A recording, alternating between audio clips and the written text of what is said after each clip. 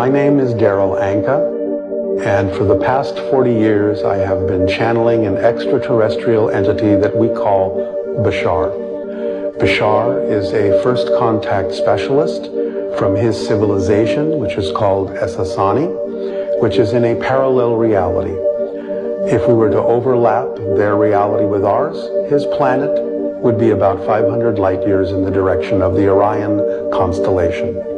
He's brought through a lot of information to us over the last 40 years, and we're going to explore and share some of that information today in this series. My experience with him began in 1973 when I had two broad daylight UFO sightings here over Los Angeles, which started investigating the idea of what that was all about and led me to the understanding that Bashar and I have made an agreement to do this channeling before this life. So we would like to present that information to you in this series. I did a channeling with my head wired to a brainwave machine, EEG machine. And there were many unusual things that happened in my brain during that channeling state.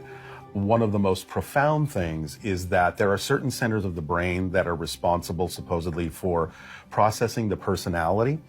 During the channeling state, my personality center is shut off. So if I'm not there, who's speaking?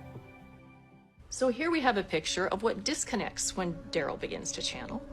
And you can see the areas in blue, the functional Brodmann areas we call them, that are not used when he is channeling. And it appears that he disconnects from his personal sense of self. He disconnects from the experience of pain. Now, what increases when he begins to channel is, first of all, his processing speed.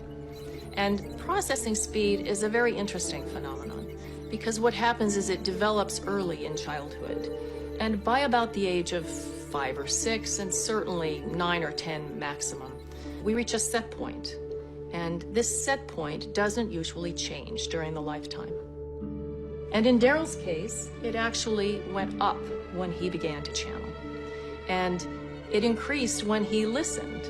The actual frequency of the processing speed was tuned to an exact frequency all over the brain.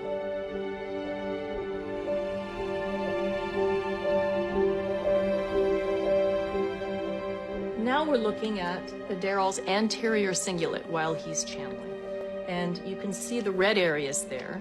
There is actually gamma frequencies that I found in his anterior cingulate. And gamma frequencies relate to the higher mind. And gamma frequencies are often found in Tibetan monks and people who meditate a lot. To summarize sort of what I found here in Darryl's brain in comparison with the channeling state, he starts from a very stable resting state. And then he experiences changes that statistically less than 1% of the population would experience in the same way. He increases his processing speed. He tunes it exquisitely to one frequency all over the brain. And then he's able to create a resonant holding environment for the peak performance or the channeling to happen. He pumps energy into the right frontal cortex and the right auditory cortex so that he can empathize and hear very, very clearly. And because of the gamma frequencies in the anterior cingulate, he can shift gears. He'll be able to shift gears and navigate cognition, thoughts, and emotions very, very flexibly. And he'll be able to interpret from a higher perspective, from a more evolved place in his mind, much like from the highest mountaintop.